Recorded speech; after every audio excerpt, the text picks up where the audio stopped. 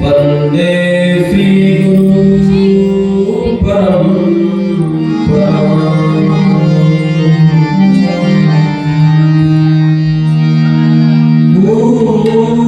पूजन्तं राम रामेति मधुरं मधुराक्षरम् आरुह्य कविता शाखाम् वन्दे वाल्मीकि कोकिलम्। गंगा तरंगरमणीय जटाकलापम्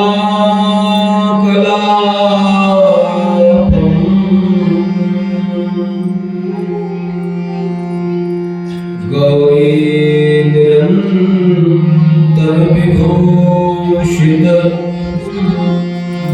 वामभागम्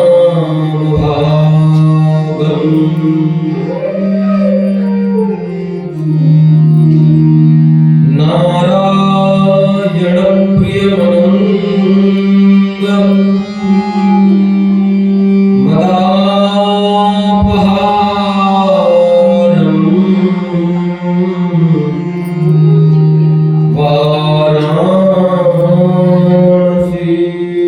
वाराणसीपुरपतिं भज विश्वनाथम्।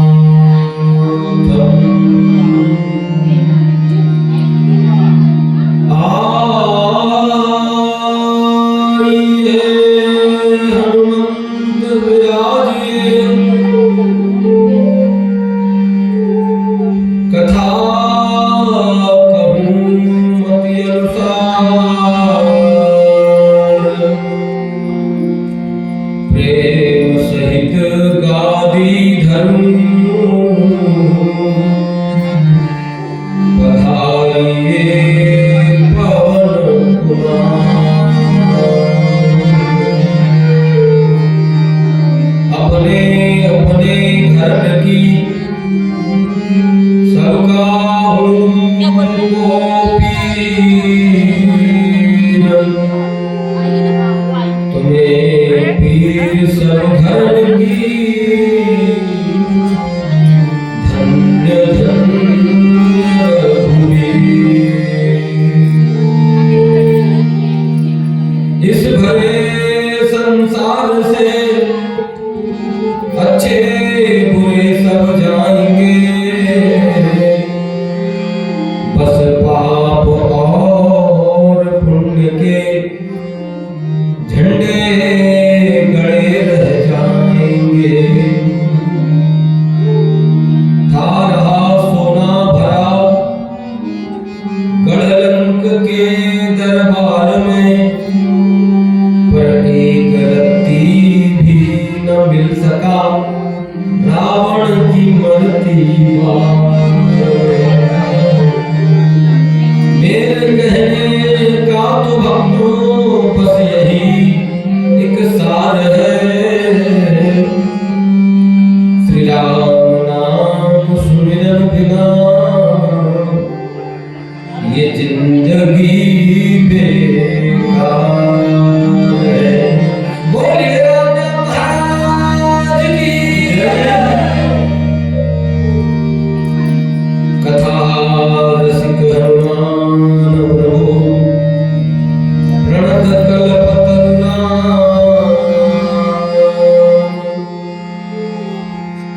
श्रीकांत शरण की सबही को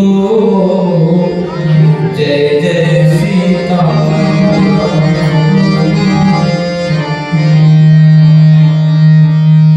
आनंद कंद सच्चिदानंद अखिल ब्रह्मांड नायक अकारण करुणा बरसाने वाले अकारण करुणा वर्णालय भक्त वरुण जगत नीता जगदाधार परमेश्वर भुवन भुवनेश्वर लोक लोकेश्वर सर्व सर्वेश्वर सर्वांतरात्मा परमात्मा मेरे प्राणाराध्य भगवान श्री सीताराम जी महाराज के दिव्य चरण कमलों पर कोटि कोटि वंदन, कोटि कोटि प्रणाम। इस राम कथा मंदाकिनी को डूबकर रसास्वादन करने वाले विभिन्न लोक लोकांतरों से आए हुए प्रत्यक्ष और परोक्ष रूप से पधारे समस्त देवी देवताओं के श्री चरण कमलों पर कोटि कोटि वंदन। श्री राम कथा मंदाकिनी के रसिया श्री राम कथा के बूंद बूंद को अपने हृदय में धारण कर लेने वाले ऐसे श्री राम जी के लाडले माता जानकी के दुलारे मेरे बड़े भैया अनंत बलवंत महासंत श्री हनुमान जी महाराज के श्री चरण कमलों पर कोटि कोटि वंदन। पूज्य गुरुदेव भगवान के स्तुति चरण आप सभी सुधी श्रोता महानुभाव को वंदन है। और संगीत की रस बेला और संगीत की लहरियों से श्री राम कथा में भक्ति और भाव के रस भर देने वाले ऐसे समस्त कलाकार बंधु किरण की पार से पधारे हमारे भैया जी आनंद संगत करने वाले हमारे मेरे बड़े लाडले भाई श्री दिनेश वर्मा जी और तबले पर संगत करने वाले छोटे कलाकार मुरली भैया जी, आदरणीय हमारे वरिष्ठ कलाकार तबले के कुशल तबलिस्ट परम आदरणीय सम्माननीय श्री राम जी भैया जी, और जिनकी बांसुरी आप सुन रहे हैं कितने दिनों से, ऐसे हमारे परम सम्माननीय परम विद्वान श्री गीता जी को भी जिन्होंने कंठ में धारण कर लिया है, ऐसे गीता जी के कंठ में धारण करने वाले ब्रह्मज्ञ परम आदरणीय श्री शिव विश्वकर्मा जी को कोटि कोटि वंदन। हमारे मुरली भैया के पूजनीय पिताजी परम आदरणीय विश्वकर्मा जी को कोटि कोटि वंदन है, जो राम कथा में संगत करने पधारे हैं। और इस पूरी कलाकार टीम को एक सूत्र में पिरोने वाले, एक धागे में पिरोने वाले ऐसे हमारे देश के जाने माने मूर्धन्य संगीतकार, मूर्धन्य विद्वान, तबला की ताल और गायन के रागों में विशेष रूप से पकड़ रखने वाले ऐसे परम आदरणीय परम सम्माननीय श्री संजय राठौर जी महाराज, इनको भी कोटि वंदन है। और अच्छी साउंड सर्विस देने वाले हमारे श्री परम आदरणीय श्री हमारे सम्माननीय जिले के जानी मानी हस्ती, जिनकी मंडल का गायन और जिनकी मंडल का वादन सब लोग सुनते हैं, ऐसे हमारे परम सम्माननीय श्री अमित भैया जी,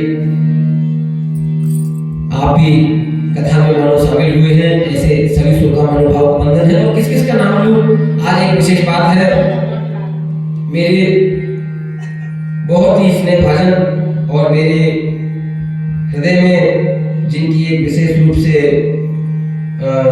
मैं क्या कह सकता हूँ कि छाप छूटी, ऐसी अपने जिले की महानतम विभूति, जिनको रामायण गीता कंठ थी, ऐसी परम विभूति पिछले 13 दिनों पहले इस संसार से धराधर से चली गई।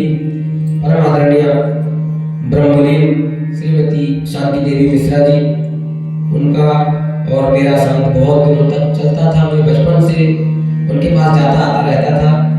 रामायण की और गीता की बहुत पकड़ थी, पर क्या बताऊं, समय की परिस्थिति नियति ने, परमात्मा ने जैसा खेल रचा, उनके खेल में उन्होंने अपनी भूमिका निभाते हुए वापिस भगवान के धाम चली गई।